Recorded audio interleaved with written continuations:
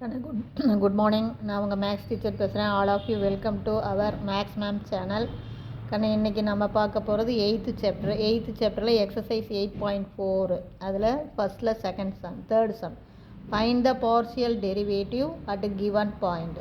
Partial derivative கொடுத்துருக்கிற பாயிண்டில் partial derivative கண்டுபிடிக்கணும், அதாவது பகுதி வகையிடல். அப்போ இதில் பாருங்கள், எக்ஸ் இருக்குது, ஒய் இருக்குது, இசட் இருக்குது. அப்போ ஹெச்சை ∂h/∂x கண்டுபிடிச்சி பாயிண்ட்டை பிரதிடணும். அதே மாதிரி ∂h/∂y கண்டுபிடிச்சி பாயிண்ட்டை பிரதிடணும். ∂h/∂z கண்டுபிடிச்சி பாயிண்ட்டை பிரதிடணும். எவ்வளவுதான். பார்ஷியல் டெரிவேட்டிவ் அப்படிங்கும்போது இப்போ எக்ஸை பொறுத்து நம்ம டிஃப்ரென்ஷியேட் பண்ணுறோம்னா ஒய் கான்ஸ்டன்ட், இசட்டும் கான்ஸ்டன்ட். அதே ஒய்யை பொறுத்து டிஃப்ரென்ஷியேட் பண்ணோம்னா எக்ஸும் இசட்டும் கான்ஸ்டன்ட். இசட்டை பொறுத்து டிஃப்ரென்ஷியேட் பண்ணுறோம்னா எக்ஸும் ஒய்யும் கான்ஸ்டன்ட். இப்போ ஃபஸ்ட்டு பாருங்கள், நம்ம ஃபஸ்ட்டு எக்ஸை பொறுத்து பண்ணலாம். ∂h/∂x. இப்போ பாருங்கள், எக்ஸ் எங்கெங்கே இருக்குது பாருங்கள். இங்கேயும் எக்ஸ் இருக்குது, இங்கே ஆங்கிள்குள்ளே எக்ஸ் இருக்குது, செகண்ட் டேர்ம்லேயும் எக்ஸ் இருக்குது. இது ரெண்டும் மல்டிப்பிளில் இருக்குது. இங்கேயும் எக்ஸ், வெளியிலையும் எக்ஸ் இருக்குது, ஆங்கிள்குள்ளேயும் எக்ஸ் இருக்குது. இப்போ ரெண்டு மல்டிப்பிளில் இருக்கும்போது இதை என்ன பண்ணணும் அப்படின்னா ஒன்றை வச்சுக்கிட்டு ஒன்றை டிஃப்ரென்ஷியேட் பண்ணணும். ஏன்னா ரெண்டு இடத்துல எக்ஸ் இருக்கு இல்லையா, மல்டிப்பிளில் இருக்கு இல்லையா. அப்போ ஃபஸ்ட்டு எக்ஸ் அப்படியே வச்சுக்கலாம். இப்போ இந்த சைன் XY இதை டிஃப்ரென்ஷியேட் பண்ணும்போது நமக்கு ரெண்டு ஸ்டெப்பு. சைனை பண்ணணும், அப்புறம் ஆங்கிளை பண்ணணும். சைன் XYயை டிஃப்ரென்ஷியேட் பண்ணிங்கன்னா காஸ் ஆஃப் XY, இது ஃபஸ்ட்டு ஸ்டெப். அப்புறம் சைனை விட்டுட்டு ஆங்கிளை பண்ணும்போது ஆங்கிளை எக்ஸை பொறுத்து பண்ணுறோம். அப்போ ஒய் அப்படியே தான் இருக்கும். எக்ஸை பொறுத்து டிஃப்ரென்ஷியேட் பண்ணால் 1. புரிஞ்சுதுங்களா? இது நல்லா ஞாபகம் வச்சிங்க. இது ரெண்டும் மல்டிப்பிளில் இருக்குது. அப்போ 1 வச்சுக்கிட்டு 1. இப்போ நான் எக்ஸ் அப்படியே வச்சுக்கிட்டேன். சைன் XYயை டிஃப்ரென்ஷியேட் பண்ணேன். சைன் XYயை டிஃப்ரென்ஷியேட் பண்ணால் காஸ் XY இன்ட்டு ஆங்கிள் XYயை டிஃப்ரென்ஷியேட் பண்ணால் எக்ஸை பொறுத்து பண்ணும்போது ஒய் அப்படியே வச்சுக்கிட்டு எக்ஸை பொறுத்து பண்ணால் 1 ப்ளஸ்ஸு. அடுத்தது சைன் XY அப்படியே வச்சுக்கணும். சைன் XYயை வச்சுக்கிட்டு எக்ஸை டிஃப்ரென்ஷியேட் பண்ணால் 1 ப்ளஸ். இப்போ ரெண்டாவது டேர்முக்கு வந்துடலாம். ரெண்டாவது டேர்மில் பாருங்கள், Z²X. இதை எக்ஸை பொறுத்து தான் டிஃப்ரென்ஷியேட் பண்ணோம். Z² அப்படிங்கிறது நமக்கு சேர்ந்துருக்கிற மாறிலி கான்ஸ்டன்ட். சேர்ந்துருக்கிற கான்ஸ்டன்ட் Z² அப்படியே இருக்கும். எக்ஸை பொறுத்து டிஃப்ரென்ஷியேட் பண்ணால் 1. இவ்வளோதான். இப்போ இது புரியுதுங்களா? இது ரெண்டு ஸ்டெப் சாமி. 1 வச்சுக்கிட்டு 1 பண்ணணும்.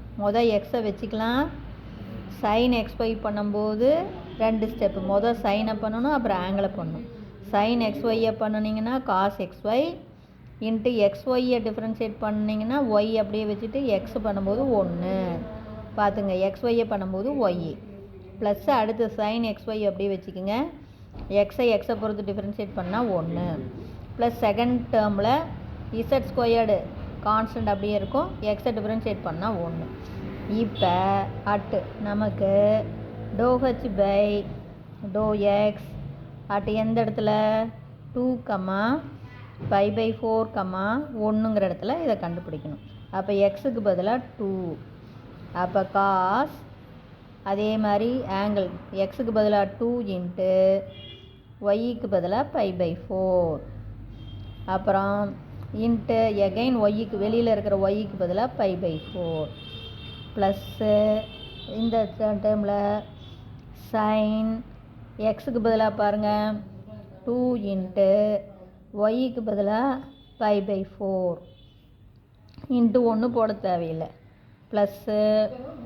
பாருங்கள், இசட்டுக்கு பதிலாக 1 ஸ்கொயர் பண்ணால் 1. புரியுதுங்களா? இப்போ இங்கே அடிச்சுக்கலாம். 2 2 4.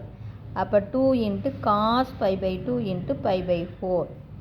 2 இன்ட்டு காசுக்குள்ளே π/2 இன்ட்டு π/4 ப்ளஸ்ஸு.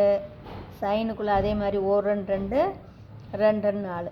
அப்போ சைன் π/2 ப்ளஸ் 1 காஸ் π/2. இது 0 ஆயிரும். நமக்கு நமக்கு தெரியும் சின்ஸு காஸ் 90 டிகிரி. அப்போ காஸ் 90 டிகிரி நமக்கு என்ன 0. அதே சைன் 90 டிகிரி நமக்கு 1. π/2னா 90 டிகிரி. உங்களுக்கு நமக்கே தெரியும் π/2 அப்படிங்கிறது 90 டிகிரி. அப்போ தேர்ஃபோர் இது 0 ஆயிரும். இது 0னா 2ஆல் பெருக்கினாலும் 0. அப்போ முதல் டேர்ம் 0 ப்ளஸ் sin π/2 1 ப்ளஸ் 1. அப்போ நமக்கு ஆன்சர் 2. அப்போ ∂h/∂x அதனுடைய வேல்யூ 2. புரியுதுங்களா? அடுத்தது ∂h. அடுத்து பாருங்கள் ∂h/∂y. இப்போ நம்ம ஒய்யை பொறுத்து பண்ணுறோம். அப்போ இந்த எக்ஸு கான்ஸ்டன்ட் மல்டிபிள் இருக்குங்களா, சேர்ந்துருக்கா? அப்போ இந்த எக்ஸ் அப்படியே இருக்கும்.